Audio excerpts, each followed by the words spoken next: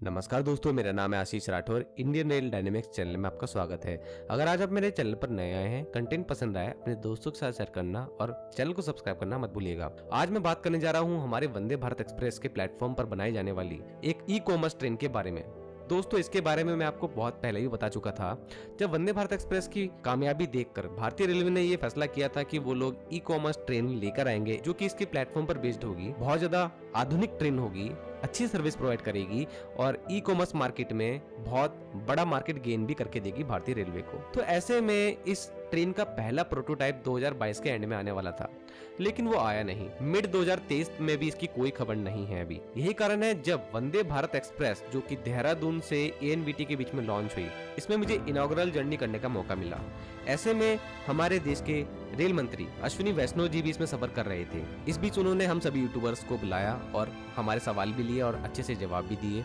मैंने भी अपना सवाल पूछा, काफी सवाल पूछने थे लेकिन एक ही सवाल पूछने का मौका मिल पाया क्योंकि टाइम की कमी थी। तो मेरा सवाल था कि भारत में जो ई कॉमर्स ट्रेन आने वाली थी वंदे भारत एक्सप्रेस के प्लेटफॉर्म पर, आखिर उसका क्या स्टेटस है। उन्होंने इस ट्रेन का खुलकर जवाब तो नहीं दिया क्योंकि मुझे लगता है कि इस ट्रेन को अब वो लोग फोकस में नहीं ले रहे हैं। उन्होंने बताया कि हमने इससे भी एक ईजियर वर्जन लॉन्च करने की कोशिश करी है जो कि एक नई सर्विस है ई कॉमर्स के क्षेत्र में या कार्गो के क्षेत्र में आप कह सकते हैं। अब ये सर्विस क्या है इसके बारे में मैं आपको बताऊंगा। इससे पहले आप देख लीजिए अश्विनी वैष्णव सर ने बोला क्या है एग्जैक्टली, फिर हम उनके बारे में बात करते हैं कौन सी वो सर्विस होने वाली है। सर, वंदे भारत के प्लेटफॉर्म पर एक ई कॉमर्स ट्रेन की बात हुई थी, उसके बारे में अभी तक बहुत अच्छा काम चल रहा है उसका भी, बल्कि उससे भी इजियर काम एक चालू किया हम लोगों ने। बहुत अच्छा एक एक्सपेरिमेंट किया। पहला एक्सपेरिमेंट किया था सूरत से वाराणसी के बीच। You are aware of that? Yes sir.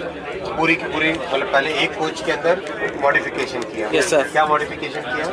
इस सरफेस के ऊपर बॉल बेयरिंग लगाई, जैसे कि मान लो ये चीज है, इसको आपको आराम से मूव कर सको अगर नीचे बॉल बेयरिंग, तो वो काम किया। उससे बहुत ही एक अच्छा मेथड निकला, उस मेथड को आगे बढ़ाया, उसमें और एक्सपेरिमेंट्स किए, इंश्योरेंस प्रोवाइड किए कार्गो को, कई तरीके के एक्सपेरिमेंट्स किए so that thing is run well. After 7-8 months of experimenting, अब आई थिंक 8 पेयर्स के, या चेक कर लेना आप, 8 या 9 है, 8 या 9 पेयर्स पे अब रेगुलर ये सर्विस चल रही है। जो हमारा पुराना ICF कोच था, उस ICF कोच को मॉडिफाई करके NMG नाम तो NMG एक तरीके से था, अलग तरह से, लेकिन इससे भी बहुत अच्छा मेथड है और बहुत अच्छा उसका प्रोसेस। तो आपने अश्विनी वैष्णव सर को सुना अब तक। वो कह रहे हैं कि उन्होंने एक इजियर वे निकाला है। एक उन्होंने कोच जो कि NMG कोच था उसको मॉडिफाइड करा, किस तरीके से उसके अंदर जो सरफेस है उस सरफेस पर बॉल बेरिंग का यूज करा। अब वो बॉल बेरिंग का सरफेस क्या है, जो भी कंसाइनमेंट होगा किसी भी कस्टमर का, वो आराम से लोड और अनलोड हो पाएगा इस सरफेस की वजह से। मैन पावर का भी कम यूज होगा और डैमेज भी आने के बहुत कम चांसेस हो गए उनके पार्सल को। सेफली उनका पार्सल पहुंच जाएगा उनके डेस्टिनेशन पे। तो ऐसे में इस तरीके की जो टेक्नोलॉजी है दोस्तों, ये अभी तक एयर कार्गो टर्मिनल पे यूज होती थी। इसको हम कास्टर बेड भी कह सकते हैं इस सरफेस को, या फिर हम कह सकते हैं बॉल डेकिंग, जिसके अंदर एक बॉल बेरिंग टाइप इक्विपमेंट को सरफेस पे लगा देते हैं कई सारे, और ऐसे में इनके ऊपर से फिसलता हुआ हमारा कंसाइनमेंट जाता है जो कि बहुत ज्यादा सेफली ऑपरेशन प्रोवाइड करता है। तो आखिर कौन सी स्कीम है जिसके अंतर्गत इस तरीके के कोचेस को तैयार किया गया? इस स्कीम का नाम रखा गया रेल पोस्ट गति शक्ति एक्सप्रेस स्कीम, और इस ट्रेन का नाम भी रेल पोस्ट गति शक्ति एक्सप्रेस रखा गया, और जो भी ट्रेन आगे चलनी है उनका नाम यही है।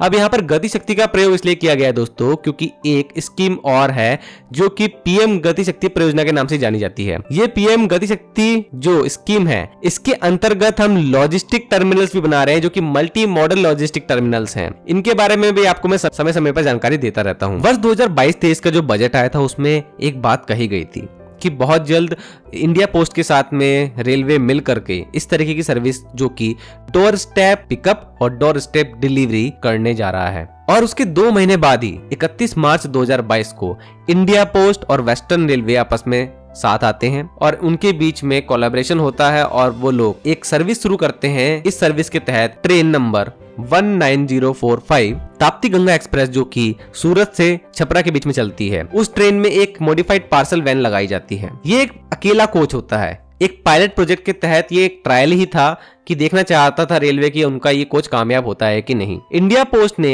जो उनका कस्टमर था उसके डोर स्टेप से सामान लिया, उसको रेलवे स्टेशन पहुंचाया सूरत, और फिर सूरत से रेलवे की ड्यूटी शुरू होती है जो कि वहाँ वेस्टर्न रेलवे संभाल रहा सब कुछ चीजें। वहां पर रेलवे के एम्प्लॉयज इसको लोड करा देते हैं इस वैन में, फिर वहां से ये सीधा जाता है वाराणसी ताप्ती गंगा एक्सप्रेस के द्वारा, फिर ताप्ती गंगा एक्सप्रेस से वाराणसी में ये अनलोड होता है सामान, फिर इंडिया पोस्ट की ड्यूटी शुरू होती है, फिर वो वहां से सीधा कस्टमर के एड्रेस पे पहुंचा देते हैं सेफली। इस तरीके की ये सर्विस है। इसके क्या क्या फायदे होने वाले हैं, क्या क्या फीचर्स हैं, क्या आप लोगों का इसमें कुछ फायदा हो सकता है, वो आपको मैं इस वीडियो के आखिर में बताऊंगा। इससे पहले मैं आपको बता देता हूं कि इस तरीके की एक सिंगल कोच जो एक तरह से ट्रायल लिया था रेलवे ने, ये कामयाब रहा। अब रेलवे इस तरीके की एक पूरी ट्रेन चला रहा है और वो भी पैसेंजर लोकोमोटिव के साथ में। अब इन ट्रेनों को पहले फेज में गवर्नमेंट ने तय किया है कि 15 जगहों पर चलाया जाएगा, और अभी जैसे कि अश्विनी वैष्णव सर ने कहा कि 8 to 9 पेयर ट्रेनें अभी चालू हो चुकी हैं। फरवरी 2023 तक मेरे अकॉर्डिंग दोस्तों 4 पेयर की ट्रेनें चालू हो चुकी थी। वो 4 पेयर कौन कौन से आपको बता देता हूँ। दिल्ली कोलकाता, जिसमें दिल्ली और हावड़ा के बीच में चलाई जानी थी train, Bangalore to Guwahati, Surat to Varanasi और हैदराबाद टू एनजेडएम निजामुद्दीन। इसमें सूरत से वाराणसी के बीच में पहला ट्रायल ले लिया गया था। इसमें जो कोच लगाया गया था दोस्तों, मैं आपको बता दूं, उसमें यान और टेक्सटाइल क्षेत्र का सामान गया था, और अब अलग अलग क्षेत्रों में अलग अलग तरीके की लॉजिस्टिक्स की मांग होती है, तो उसके अकॉर्डिंग ये 15 जो जगहें हैं ये चुनी गई हैं। इन 15 जगहों को आप नीचे देख सकते हैं। ये पीडीएफ है जो कि प्रेस इंफॉर्मेशन ब्यूरो के द्वारा जारी की गई थी।